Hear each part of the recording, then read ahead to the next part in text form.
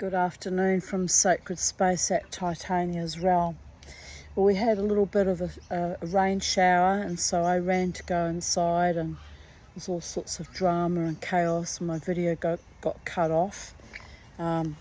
So I'm posting part one of it as we speak.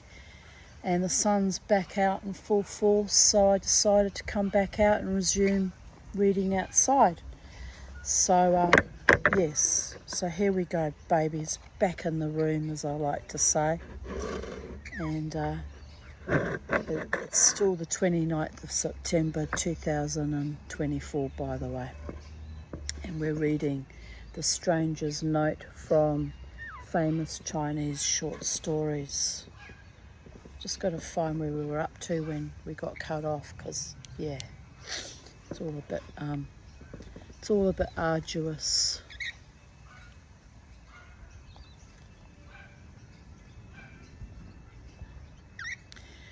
Auntie Hu had just told the tall man about that she would pay him for the jewellery as soon as she gets paid from her client. And then he replied, "But this is long enough, longer than usual. Bring the money as soon as you receive it." The gentleman left, and Auntie Hu came inside looking quite upset. "Who was the visitor?" asked Chun Mei. "I will tell you, Chun Mei. The gentleman's name is Hung. He says he was the magistrate of Sai Chao and is now retired. I don't believe him. I know he lies, but he is a great fellow. He often asks me to sell some of his jewels. He says he is an agent for jewellers. Maybe he is, maybe he isn't, but he has good jewels. The other day he asked me to sell some for him. They were sold, but my client hasn't paid. I don't blame him for being impatient." Want to go in the tree, Charlie? Here we go, up you go. "Do you know him well?" "Yes, in a business way, perhaps more. I never saw a fellow quite like him. I can't make him out. He is liberal with his money. When he sees I am in need of money, he gives me some without my asking for it. The next time he comes, I will introduce him to you." Chun Mei's interest was greatly aroused, but she tried not to show it. Hung came again and again, and Chun Mei was introduced to him as a relative of Auntie Hu.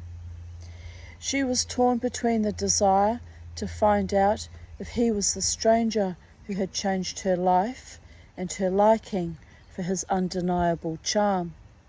She could not quite get rid of the suspicion that he might be the very man they had been looking for, and she tried to make his face fit the Partridge Boy's description of the mysterious stranger. The point which bothered her most was whether his nose could be called snub. Like mine, am I right? At one of their meetings, she sat staring at him, lost in thought. "What are you staring at me for?" remarked Hung in his jocular way.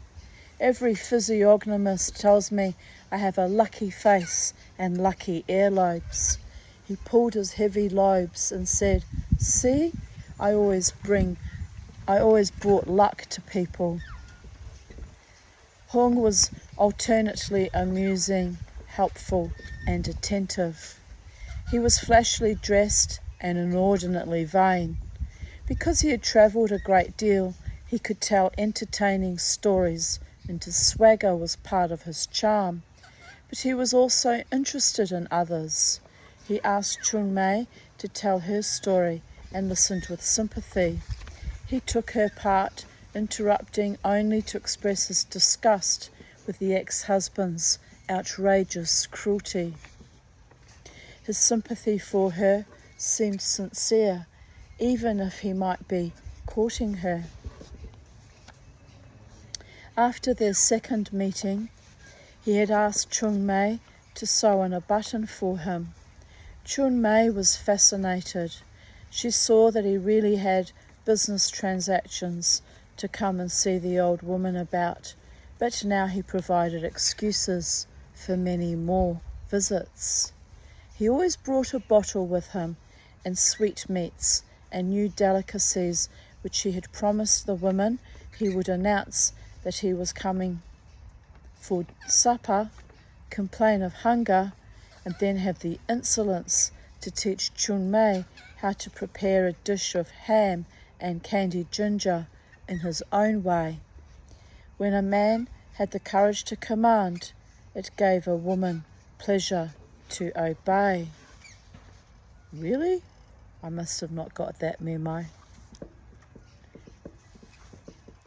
What do you think of that rascal? Auntie Hu asked Chun-Mei when he left. I think he is an interesting person.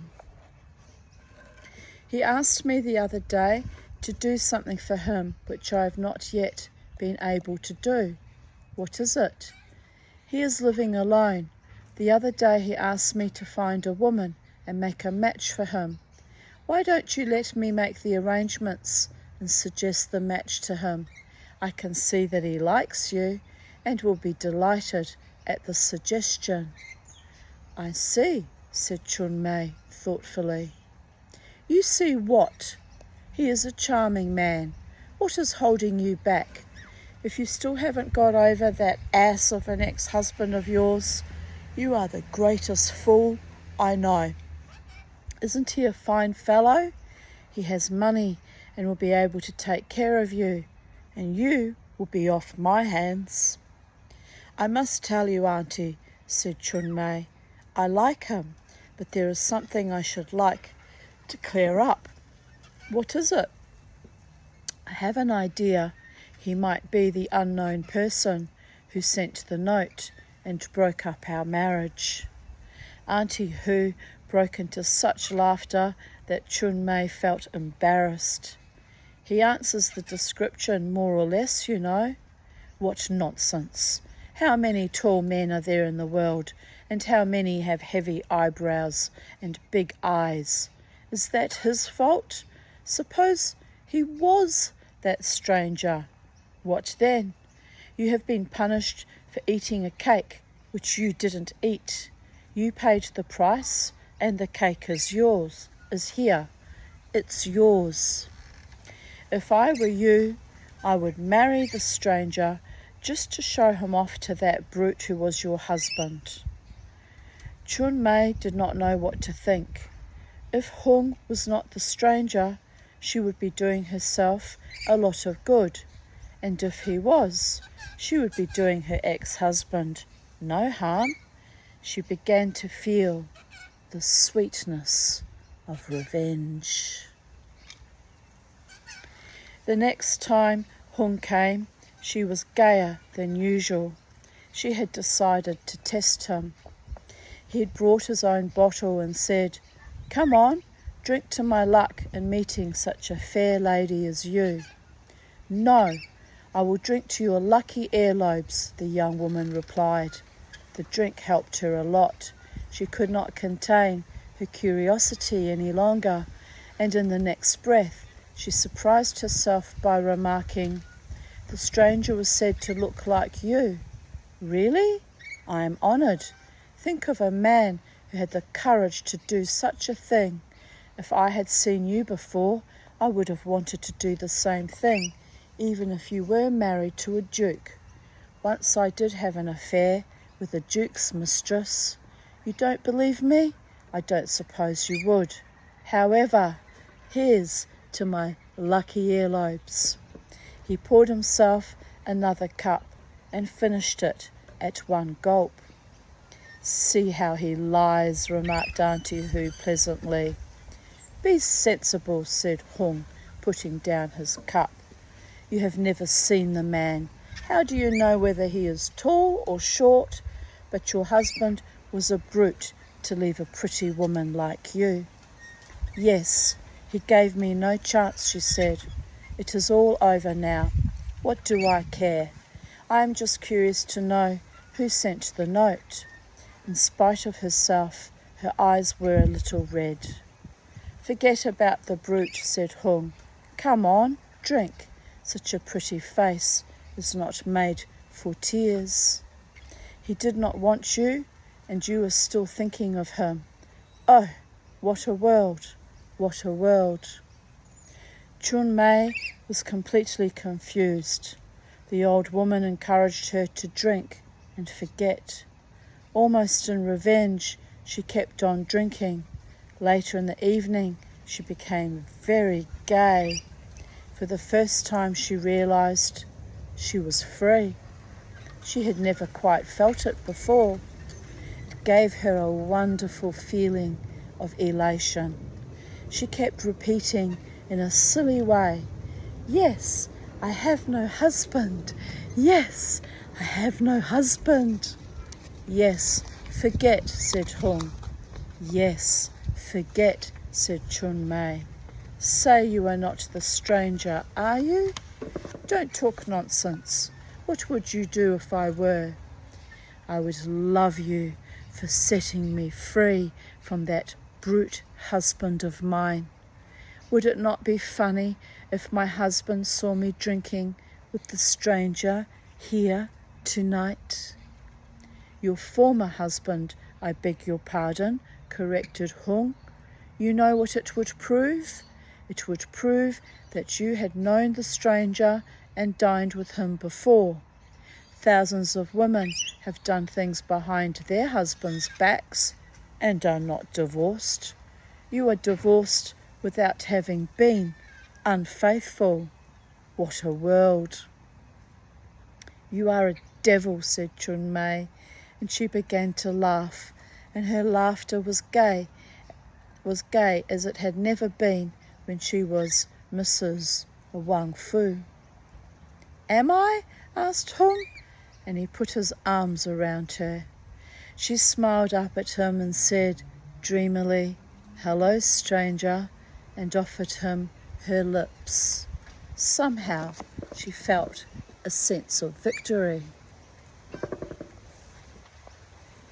After their marriage, Hung took her to live in a house far out in the western suburb. She had not thought it possible that she could be so happy.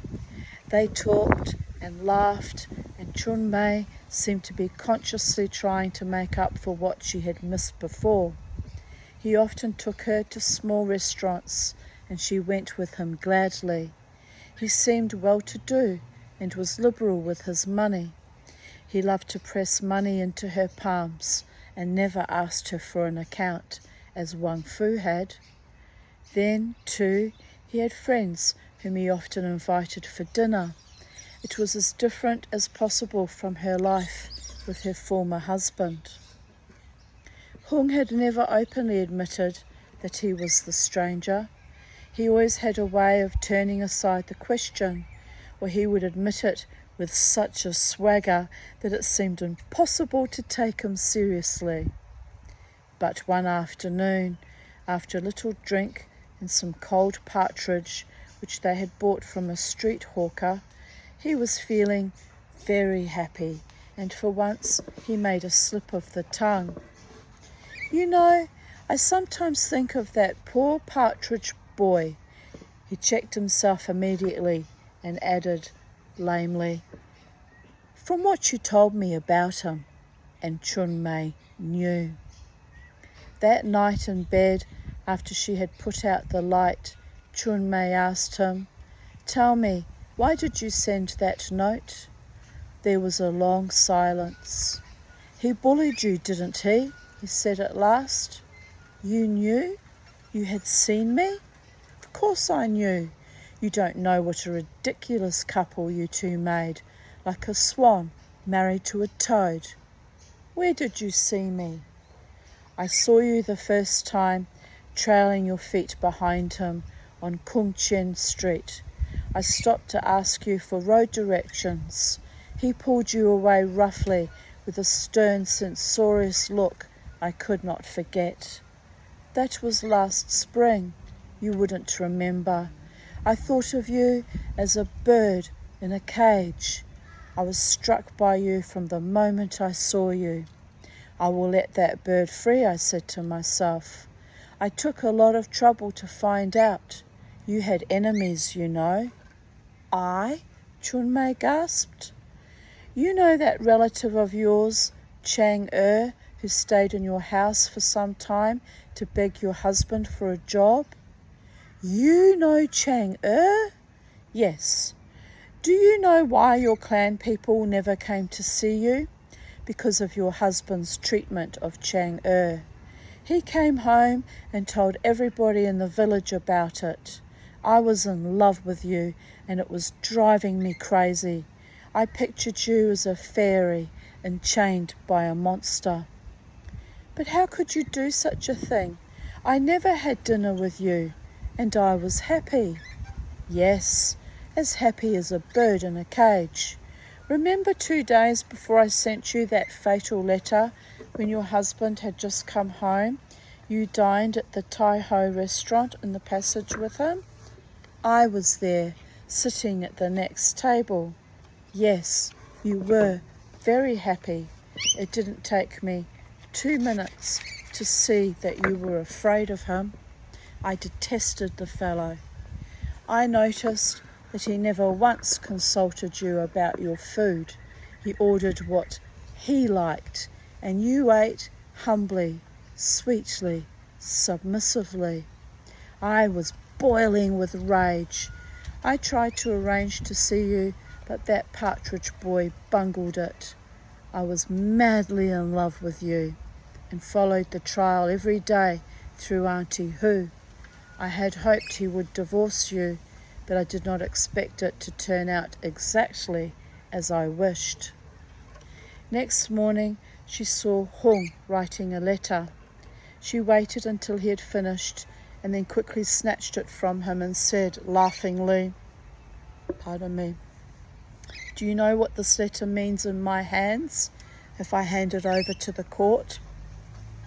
Hung felt a slight shock and immediately recovered himself. "You won't," he said. "Why won't I? I know you mean the handwriting, but don't forget that you are living with the adulterer now. At the most, you will merely be convicted of adultery, and the judge cannot convict a person twice." "You devil!" She bent and kissed him, a long, hot kiss. "You are biting me," Hung protested jokingly. "That is how much I love you." New Year came around. Chun Mei used to go with her former husband to Xiang Shi on that day to pray for a lucky year. She suggested to Hung their doing it, and they went to the temple together. Huang Fu too remembered their visit at the Xiang Shi on every New Year's Day. He had been feeling desolate and unhappy since the settlement at court. The mystery of the stranger had never been solved, and he had gone back to the palace again. Now that he was separated from his wife, he remembered more and more her good qualities, and the more he thought about her, the more he believed in her innocence. Everything pointed to it: her own behaviour during the arrest and trial, and the testimony of the maid and the neighbours. His remorse was bitter. He forced himself to put on a good gown, took a box of incense, and went to the temple. As usual, there was a big crowd at the temple on New Year's Day, and as Wang Fu came out, he saw his former wife going in with a tall man. They did not see him, so he waited outside for them to come out, chatting idly with a seller of clay dolls.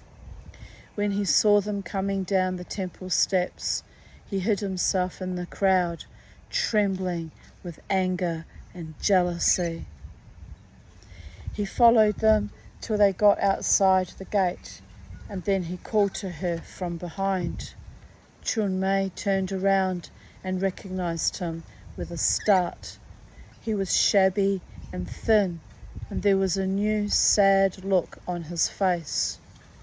"Oh, you!" she cried with evident annoyance and contempt.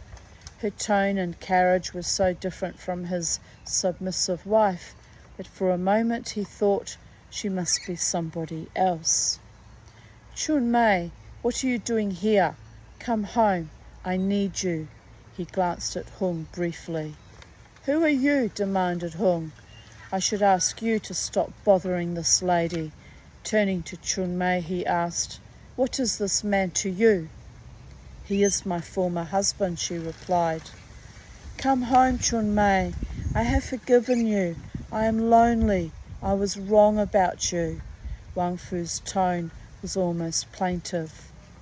"He is not your husband any more, is he?" Hung asked the woman, accenting his words slowly and fixing his eyes on her.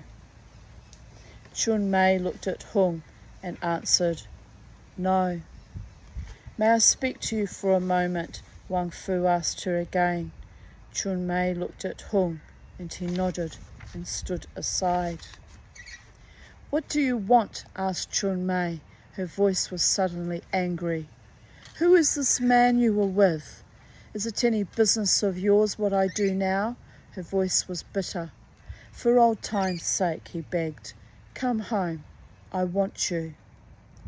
Chun Mei went a step closer. Her eyes shone and she raised her voice. "Let's make this clear," she said. "You did not want me. I told you I was innocent. You would not believe me and did not care whether I lived or died. You said it was none of your business. Luckily, I did not die, and what I do is none of your business now." Wang Fu's face changed.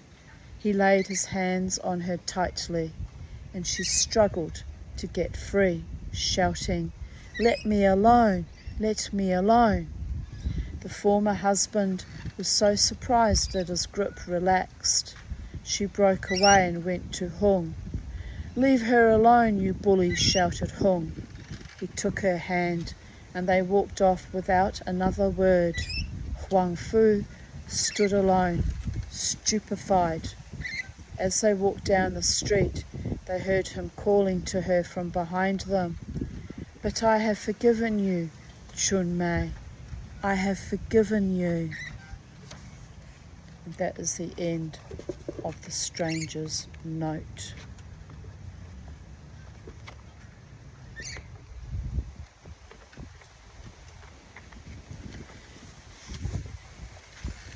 The next story is a love story called The Jade Goddess, based on a story bearing the same title in the Qingpen Tungshu Shuo Shuo.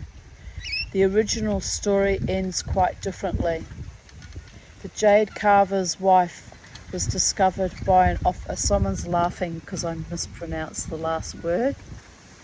That's okay, you can laugh. I don't ever claim to speak Chinese.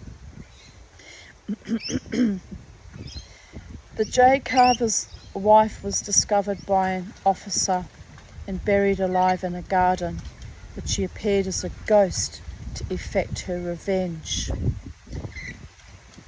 I have followed the first part of the story only and developed the story according to the simple theme of whether a great artist should destroy his art to cover his identity or let his art betray him. The story probably belongs to the 12th century.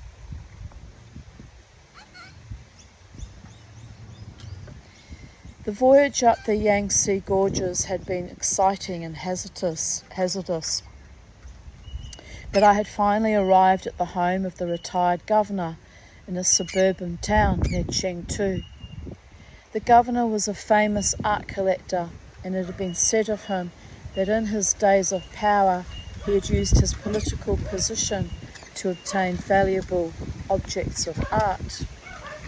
When he wanted a bronze or a painting, he had to have it, either by paying for it or by other means. It could not be true that he had practically ruined a family which refused to sell him a piece of Shang bronze, for that was the rumour, but it is known that his love of curios amounted to an obsession. As a result, he had in his collection some of the most priceless treasures. The governor received me in his parlour on the ground floor of the Western Tower, which was reached by a succession of 3 courtyards. For a collector of art, the parlour was almost bare of art objects, but was furnished with the usual redwood furniture covered with red cushions and leopard skins. The decor had that elegance of simplicity suggestive of a fine, cultivated taste. As I talked with him, I constantly looked at the exquisite silhouette of a sang de boeuf vase and a few sprigs of plumbos blossoms standing against the landscape window looking out upon his garden. I was surprised that the governor was one of the mildest of men in his appearance. Perhaps old age had softened him, but, looking at him, it was difficult to believe the rumours of his cruelty. He treated me as if I was an old friend who had dropped in for a morning chat. I began to wonder whether my friend who had arranged for the visit had told him of my purpose in visiting him, or whether the governor was too old to remember. I envied this man, for the whole impression he gave me was that he was glad to be alive in this beautiful retreat which he had built for himself. Politely, I mentioned his famous collection. "Oh," he said, with a mild laugh, "today they belong to me. The next 100 years they will belong to somebody else. You see, a family never owns an art treasure for more than 100 years. Those things have a destiny of their own. They see us and laugh at us." Indeed. His voice had acquired a certain animation as he talked. Now he put a pipe to his lips. "Do you believe that?" "Of course," he mumbled, without taking his pipe from his mouth. "What do you mean?" I asked timidly. "Anything that is really old acquires a personality and a life of its own." "You mean it becomes a spirit?" "What is a spirit?" countered the old man. "'Tis what informs life, gives birth to life, like an object of art. The artist pours into it his imagination and his life's blood, in just as real a sense as a mother pours her life's blood into the embryo.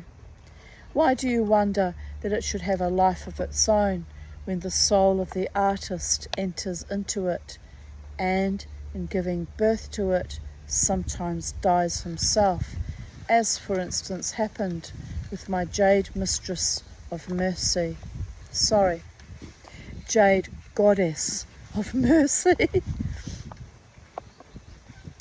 I had intended only to see some of the manuscripts.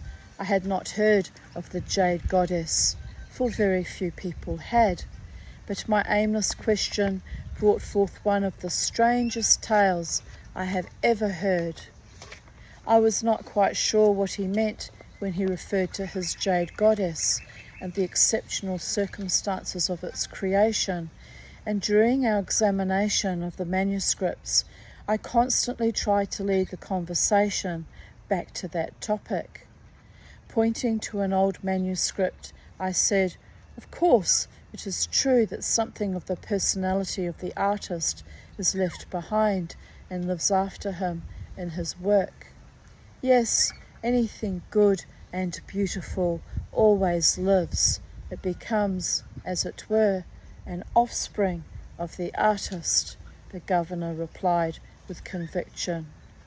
"But especially when an artist dies in the creation of it," I added, "like your jade goddess." "That is a particular case. He didn't exactly die on account of it, but he might as well have been dead, might just as well have been dead after that," he added after a pause. You see, the whole circumstances of the life of this artist seem to suggest that he was born to create this piece of work and to be crucified for it. He could not have created it otherwise. It must be an extraordinary piece of work. May I see it? After more tactful promptings, the governor agreed to show it to me. While some of his best things were on the first floor of the tower, the jade goddess was kept on the top floor. Who was the artist? A fellow by the name of Chang Po, practically unknown to the world. I learned about his life from the old prioress at the Cockcrow convent. I had to donate a large piece of farm property to the nunnery, to that sly old prioress, before she would part with it. That was after the nun who owned it had died. It certainly is better taken care of here than it would have been at the convent. The statuette, which was made of an extraordinary white lustre with patches of green, stood inside a glass case in the centre of the top floor, protected by a latticework of wrought iron so heavy that no one could move it. Walk around her a bit, said the governor, and she will still see you. I was intrigued by the way he referred to the statuette as if she were truly alive, and indeed had a weird feeling as I circled the jade figure that her eyes followed me. It was a tragic statue. The expression of the goddess showed her caught in flight at some dramatic moment, with her right arm raised high up, her head turned backward, and her left arm stretching slightly forward. The expression was that of a woman being physically torn apart from somebody she loved. It might have been described as a statuette of the goddess of mercy going up to heaven, with her hand outstretched to bless mankind. But nobody had seen the expression on her face. Who had seen the expression on her face could accept that interpretation. It was incredible how the artist had conveyed in a figure no higher than 18 inches such a living, unforgettable experience. Even the folds of her dress were unconventional. It was an individual and completely personal creation. How did the nun come to own it? I asked. Look well at the statue's whole posture, the posture of flight and the expression of love and terror and agony in her eyes. He paused. Let's go down, he said suddenly. I will tell you the whole story. The nun, whose name was Mei Lan, had confessed the tale before she died. The prioress may not have told the correct story in all its details, and she may even have embellished the story a little to make it more attractive. But the governor had checked some important points and verified them for himself. According to the prioress, the nun was very much confined to herself, but a well-cultivated person. Not until she was on her deathbed did she tell anyone about herself. It must have been over 100 years ago. Mei Lan was then a young, happy girl living in a large garden home in Kaifeng. As the only daughter of a high official, Commissioner Chang, she was very much pampered. Her father was a severe judge, but upon his daughter he bestowed all his affection. As always happens, a number of clan relatives had come to live in the mansion, the better educated ones being given jobs in the government, and the illiterate ones working as servants in the large household. One day, a distant nephew arrived. His name was Chang Po, and he was an intelligent lad of 16, vivacious and full of spirit. He was somewhat tall for his age, and his hands, with beautiful tapering fingers, were remarkable for a country lad. He made such a good impression on the family that the mother decided he could be given the job of caring for visitors, though he did not know how to read or write. He was a year older than Mei Lan, and as they were still children, they often met and talked and laughed together, for Chang Po could tell Mei Lan stories of the country, and she loved to listen to him. But after a few weeks, the family's first enthusiasm for the boy was somewhat dampened. He was both unusual and difficult. In the first place, he was not a good servant. He was often forgetful of his duties and would not or could not take a scolding from his elders if he made a mistake. And so the girl's mother asked him to tend the gardens. The boy was finally happy doing this work. Chang Po was one of those original people born to create, not to learn what the world had to teach him. He was perfectly happy alone with his flowers and trees, and he walked about and whistled as if he were lord of the creation. Left alone, he could do amazing things. He had taught himself to paint without a master. In his spare time, he made wonderful lanterns and moulded the most lifelike clay animals. At the age of 18, Chang Po was seemingly good for nothing. What exactly attracted Mei Lan to him, she herself could not say. He was just different and had grown tall and handsome. He got away with everything and made himself loved by the family, with the exception of the father. A natural intimacy grew up between the cousins, although it was clearly understood that as they were of the same clan name, marriage between them was out of the question.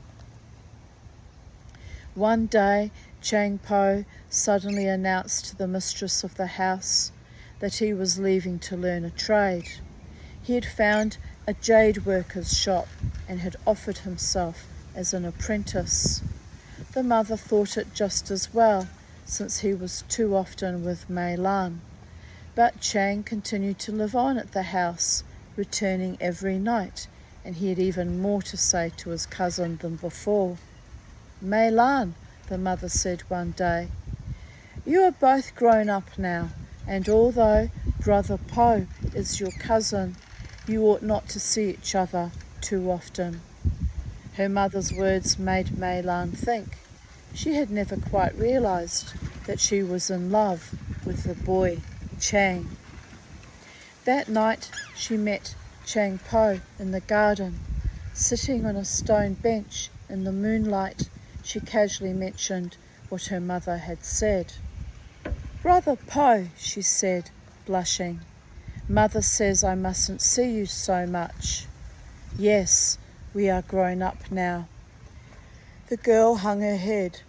"What does that mean?" She spoke half to herself.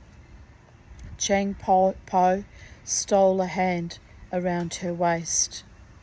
"It means that something in you makes you more charming every day to me, something which makes me crave to see you, something which makes me feel happy when you are near and lonely and sad when I am away." The girl sighed and asked, "Are you happy now?" "Yes, and everything changes, Mei Lan. We belong to each other," he said softly. "You know very well I cannot marry you, and that my parents will arrange a match for me before long." "No, you mustn't say that. You mustn't. You must understand." "I understand only this," Chang said, drawing the girl into his arms. "Since the heaven and earth were created, you were made for me, and I was made for you. and I will not let you go. It cannot be wrong to love you. Mei Lan fled from his embrace and ran to her room. The awakening of young love was a terrible thing, the more so when with it came the realization of their position, of the sweet poignancy of the unattainable. That night, Mei Lan lay in bed thinking of what her mother had said and then what Chang had said. From that night on, she was completely changed. The more they tried to stop the love that had been awakened, the more they felt themselves in its power. They tried not to see each other. After 3 days, the girl in humiliation came back to him, and their excitement was increased by the secrecy. Those were the days of young passions and tender regrets, temporary separations and renewed pledges, so sweet and so bitter, and both knew they were in the power of something greater than themselves. They had no plans, they just loved. According to the customs of the time, Mei Lan's parents were already suggesting one young man after another for her, but she kept putting them off. Sometimes she said she did not want to marry at all, which greatly shocked her mother. As she was yet young, the parents did not insist, and since she was their only daughter, they were half willing to keep her with them longer. Meanwhile, Chang was working and learning his trade. In jade work, Chang Po had found his natural element. Like a born artist, he had made himself, in a short time, a master of his trade. He loved it. He worked tirelessly until every detail was perfect. The master of the shop was amazed by him. The rich gentry began to frequent the jade shop with orders. One day, Mei Lan's father decided to give a present to the Empress on her birthday. He wanted to find something special.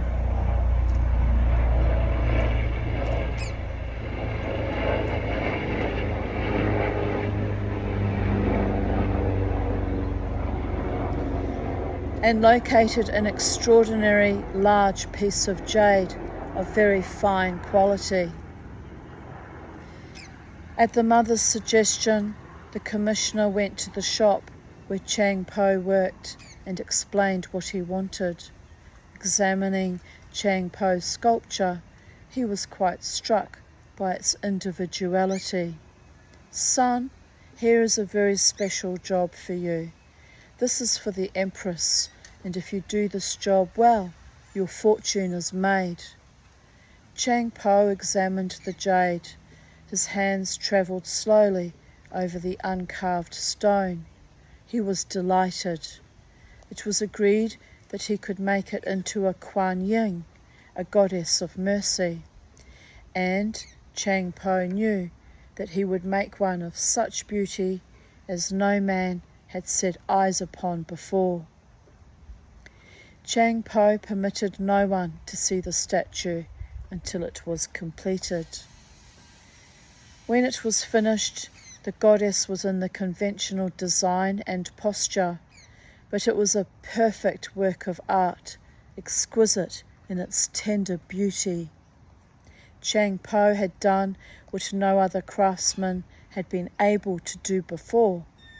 He had carved a pair of freely revolving earrings on the goddess's ears, and the earlobes themselves were so thin and well modulated that they compelled admiration. The goddess's face was like that of the girl he loved. Naturally, the commissioner was greatly pleased. This piece would be unique even in the palace. "The face is remarkably like Mei Lan's," the father remarked. "Yes," replied Chang Po proudly. She is the inspiration. Good, young man, from now on, your success is assured. He paid Chang generously and added, you ought to be grateful to me for giving you this opportunity. Chang Po's name was made, yet what he wanted most he could not have. The success meant nothing to him without Mei Lan. He realized that the greatest desire of his heart was beyond him. The young man lost interest in this work. He would not accept lucrative offers. To the chagrin of his master, he just could not work. Mei Lan was now approaching the scandalous age of 21 and not yet engaged. A match was being arranged with a very influential family. The girl could postpone no longer, and her engagement was solemnized by an exchange of gifts. Reckless with despair, the girl and the boy planned to elope. Assured of Chang's ability to earn a living, Mei Lan would take away some of her jewels, and they could support themselves in some distant province. The couple prepared to escape one evening through the back of the garden. As it happened, an old servant saw them at the dark hour of the night, and his suspicion was aroused, for the affair was known inside the household. Thinking it his duty to protect the family from a scandal, the servant held the girl and would not let her go. Chang had no choice. He pushed the servant aside. The old man tottered but would not let go, and Chang gave him a blow which felled the poor old man at the edge of the rockery. His head struck a jagged rock, and he lay limp on the ground. Seeing the servant lifeless, they fled. The next morning the family discovered the elopement and the dead servant. While they tried to hush the scandal, efforts to trace the couple proved completely fruitless. The commissioner was thrown into a fit of helpless rage. I shall cover the earth, he vowed, and bring him back to justice. After escaping from the capital, the young couple travelled on and on. Finally, avoiding the big towns, they crossed the Yangtze and came down to South China. I hear that there is a good jade in Jiangxi, Chang said to Mei Lan. Do you think you should work at jade again? She asked hesitantly. Your work will be recognized and betray you. I thought that was what we planned to do all along, Chang replied. That was before old Tai died. They think we murdered him. Can't you change your trade, make lanterns or clay dolls as you used to do? Why? I've made a name for myself with jade. You have. That is the whole trouble, Mei Lan said. I don't think we have to worry. This is Mama T worrying about Charlie. Where are you, Charlie?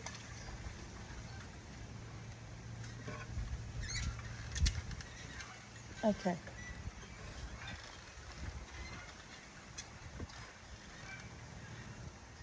I don't think we have to worry.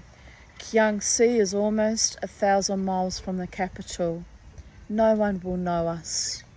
Then you must change your style. Don't do those extraordinary things. Just do well enough to bring in customers. Where is she? Right behind me, little bugger. Chang Pai bit his lips and said nothing. Should he content himself with what 1,000 mediocre jade workers were doing to remain safely unknown? Should he destroy his art or allow his art to destroy him? He had not thought of that, but his wife's instinct was right. She feared it would be against her husband's nature to do cheap commercial work. Pardon me. She sensed also, after they had crossed the Yangtze, that a mysterious force was dragging her husband toward the jade route in Kiangsi, which led from the great mountain pass at Canton into the rich southeast plains. They did not dare stop at Nanchang, the provincial capital, and went on to Qian. The wife again brought up the question of change of profession. Kiangsi produced the finest white kaolin and the finest porcelain. Porcelain would satisfy his artistic gift equally well, but Chang Po would not listen. Even if I did, said Chang Po, I would make such porcelain figures that I would be recognized. Or do you want me to do cheap, mediocre work? I'm sure it is safe here to work in jade. Against her woman's instinct, the wife yielded. Then please, beloved, for my sake, do not make a name for yourself. We are in trouble, and if you do, we shall be ruined. She said this because it was her belief, but she knew it was unlikely that her husband would be satisfied with anything but the finest work his hands could produce. With his fine sense of beauty, his love of perfection, his pride in his work, and his passion for jade, what Chang Po really had to escape from was not the police, but himself. He sensed the tragic irony of his situation. With his wife's jewels, Chang Po was able to buy a stock of uncarved stones of various qualities and set up a shop. Mei Lan watched him at work. Good enough, darling, she would say. Nobody does any better. For my sake, please. Chang Po looked at her and smiled ruefully. He began to make a number of common round earrings and pendants. But jade is a stone that demands its own expression and its own treatment. It would be wrong to cut up a stone for pendants which could be made into a lovely creation, perhaps a monkey stealing peaches. And so, occasionally, Chang made, at first stealthily and with a bad conscience, some ingenious and lovely things, strikingly original. These things, the work of his love, were snatched up as fast as he could make them, and brought him far greater profits than the cheaper commercial goods. Darling, I'm worried, Mei Lan pleaded with him. You are getting to be too well known. I am expecting a baby. Please be careful. A child, he exclaimed. Now we are a family. And Chang Po kissed away what he called her womanish fancies. But we are doing too well, Mei Lan murmured. They were doing well indeed. After a year, the reputation of Pao Ho Jade was established, for that was the name Chang Po had given his shop. All gentry came to buy his ware, and the town of Qian itself became known as the city where people on their way to the provincial capital would stop and pick up some delightful jade objects. One day, a man... Yes, Charlie. I don't like where you're positioning your ass, Charlie. One day, a man... Yep, I knew it, right on top of me. A little bugger, just as well I leaned back. One day, a man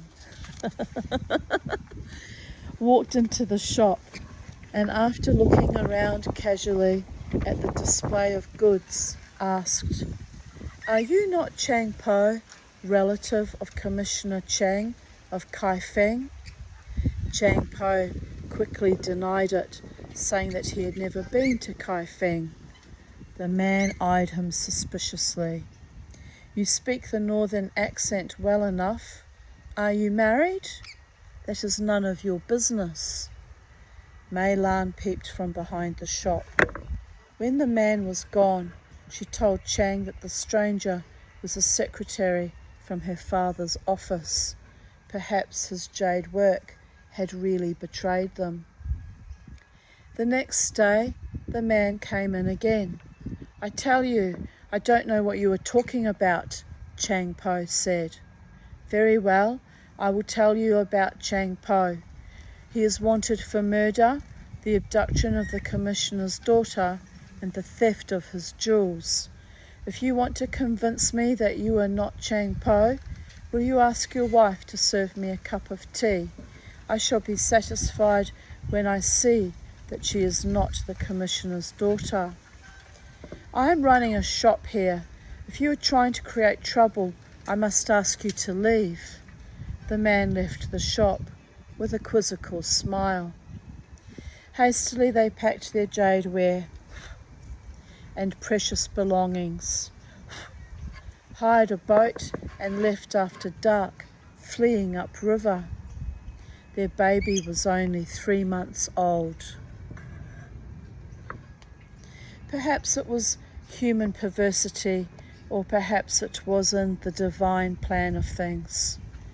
At Kanshin, they had to stop, for the baby fell ill and they had run out of money after a month on the voyage.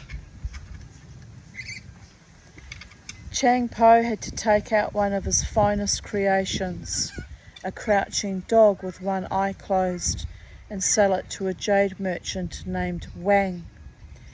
"Why, this is Pauho jade," said the merchant. "No other shop makes such things. Absolutely inimitable." "You are right. I bought it from Pauho," Chang Po said. He was secretly delighted. Kanchen lay at the foot of a high mountain range. It was winter, and Chang Po fell in love with the clear blue sky and mountain air. He and his wife made plans to stay. Their baby was better, and Chang decided to open a new shop. Kanchen was a big city, and they thought it prudent to move farther out and settle in a town some 20 miles away. Chang Po had to sell another of his pieces. "Why did you do it?" asked Mei Lan. "Because we need the money to set up the shop." "Listen to me this time," Mei Lan said. "We open a clay shop here." "Why?" Chang Po stopped short. "We were nearly caught because you would not listen. Does jade mean so much to you? More than your wife and baby? Later things may change and you can go back to your art again." Against his wish, Chang Po set up a shop making baked black clay figurines. He made hundreds of Buddhas, but every week he saw the jade merchants from Canton pass this route, and Chang yearned to handle the stone again. He would wander along the streets, stopping at some jadeware shop, and anger would roll from his eyes. He came home, and seeing the wet clay figures on which he had been working, he crushed them between his fingers. "Mud! Why should I work with this when I can chisel jade?" Mei Lan was frightened by the fire in his eyes. "It will be your ruin." One day, the jade merchant Wang met Chang Po and invited him into his inn in the hope of getting some more Pauho jade. "Where have you been?" Chang Po asked. "I just came home from a trip to Kian," Wang replied. He unwrapped a parcel and said, "You see, this is the kind of stuff that Pauho shop is turning out now." Chang Po was silent. When Wang produced a carnelian monkey, Chang shouted, "Imitation." "You are quite right," the merchant said softly. "There is no expression on the monkey's face. You talk like one who knows." "I should know," Chang said curtly. "Yes, I remember you sold me that marvellous crouching dog. I don't mind telling you that I made 100% profit on it. Have you any more pieces of that quality? I will show you what a real powwow carnelian monkey is like. At his shop, Chang Po showed him one that he had made in Kian, and the merchant was able to persuade Chang to sell it. On his next trip to Nanjing, Wang told some of his friends at the Jade Fair about the remarkable things he had been able to get from the owner of an ordinary clay shop in the south, and added, "It seems strange that such a man should possess such lovely jade." Some 6 months later, 3 soldiers came with orders to arrest Chang Po and the commissioner's daughter and bring them to the capital. The secretary from the commissioner's office was with them. "I will come with you if you will let me pack up a few things," Chang said. "And there are things to bring for the baby," Mei Lan added. "Don't forget he is the commissioner's grandson. If he becomes ill on the way, you will be responsible." The men had instructions from the commissioner himself to treat them well on the journey. Chang Po and his wife were allowed to go to the back of the shop while the soldiers waited in front. It was a hard moment of parting. Chang Po kissed his wife and baby and jumped down from the window, knowing that he would never see them again in this life. "I'll love you always," Mei Lan whispered softly from the window. "Never touch jade again." Chang Po took a last look at Mei Lan as she stood before the window, one arm raised high to bid him goodbye forever. "Move your tuchus, Charlie. No, move the tuchus. Right over me she is."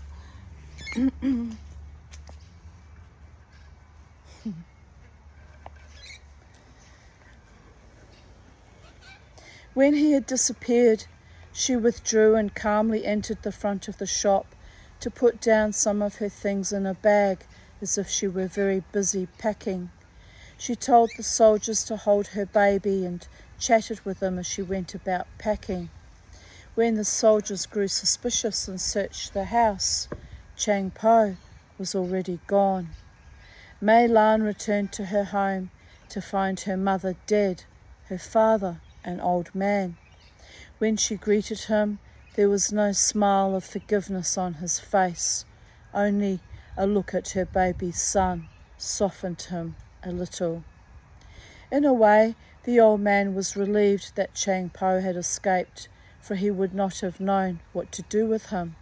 Still, he could never forgive the man who had ruined his daughter's life and brought such misery to the whole family.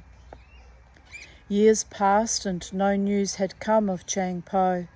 Governor Yang from Canton arrived one day at the capital. The commissioner gave a dinner in his honour, and in the course of the dinner, the governor revealed that he had brought a most precious statue, which rivaled the goddess of mercy the commissioner had given to the empress, and bore a remarkable resemblance to it in style and fineness of workmanship. In fact, it was far more beautiful. He was going to give it to the empress, for the statues would make a pair.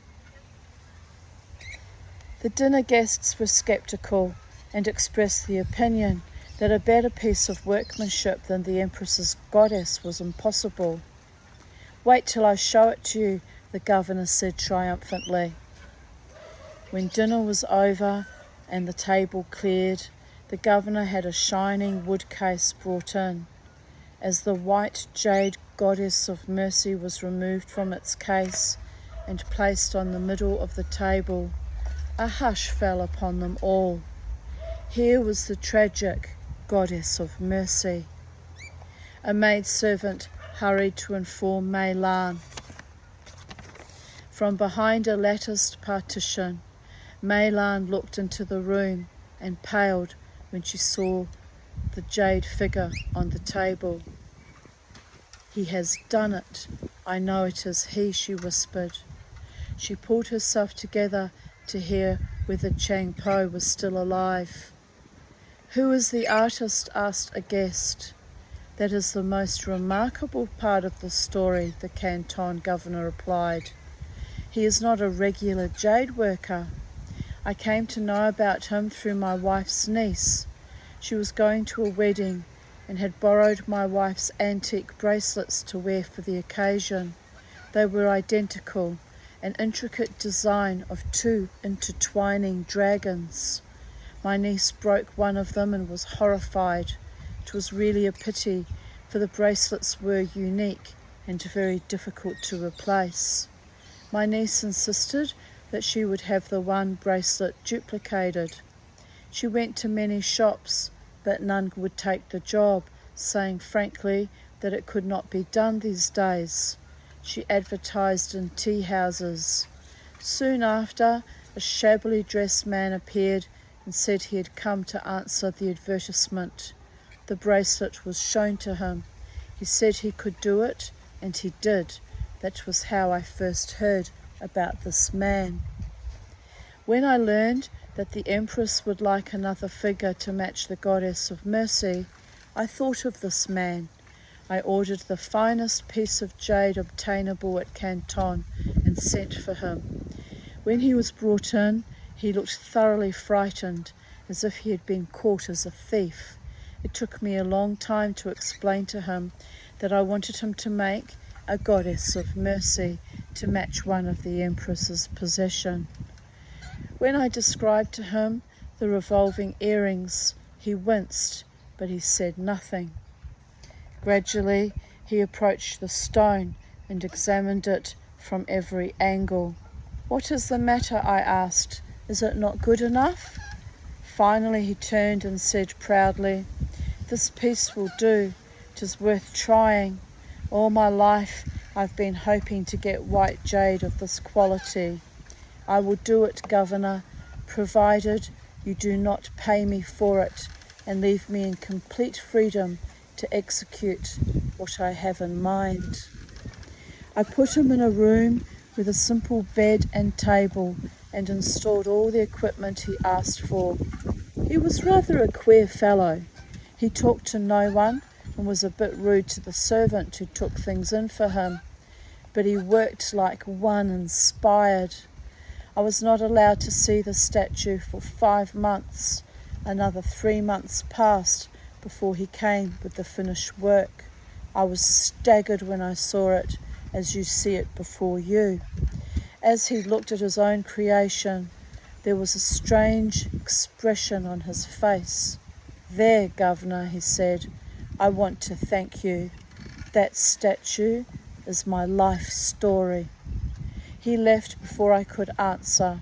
I went after him, but he was gone. He had completely disappeared. The guests heard a scream from the next room. A woman's scream so striking and heartrending that everybody was frozen in his place. Alone, the old commissioner rushed to Mei Lan, lying on the floor. A guest, who was a close friend of the family, whispered to the bewildered governor, "That is the daughter of the commissioner. She is the goddess. I'm sure your artist is no other than her husband, Chang Po." When Mei Lan was revived, she approached the table before all of them. Slowly, her hands raised to touch the statuette, and then rested tightly on it, as if in seeing and feeling the statue, she was in touch with her husband once more. And they all saw that the jade statue and the girl were the same woman. "Keep the statue, my dear," the governor told her, when he had learned what had happened. I can find some other present for the Empress. I hope it will be some consolation to you. It is yours until you are reunited with your husband. From that day on, Mei Lan grew weaker, as if some mysterious disease was eating away her body. The commissioner was ready to forgive everything if his son-in-law could be found. By the following spring, word came back from the canton governor that all efforts to locate Chang Po proved fruitless. 2 years later, Chang Po's son died of an epidemic which swept through the city. Mei Lan then cut off her hair and entered a convent, taking along with her the jade goddess as her only possession. According to the prioress, she seemed to live in a world by herself. She would not permit another nun, not even the prioress, to enter her room. The prioress told the governor that Mei Lan had been seen at night writing prayer after prayer and burning it before the statue. She let no one into that secret world of hers, but she was happy and hurt nobody. Some 20 years after she joined the convent, Mei Lan died, and so the perishable goddess of mercy passed away, and the jade goddess remained. And thus concludes today's readings of Even Date. You can probably tell by the colour of my lips and various different colours of my skin on my face that I'm exhausted today, and I don't know why. I had a reasonably good sleep, but I guess I've been busy doing these readings and it's taking it a bit out of me. However, I'm enjoying myself, and they're lovely stories to share, so I'm happy to be in service in this way. And as always, Goddess bless. Bye for now from Sacred Space at Titania's Realm.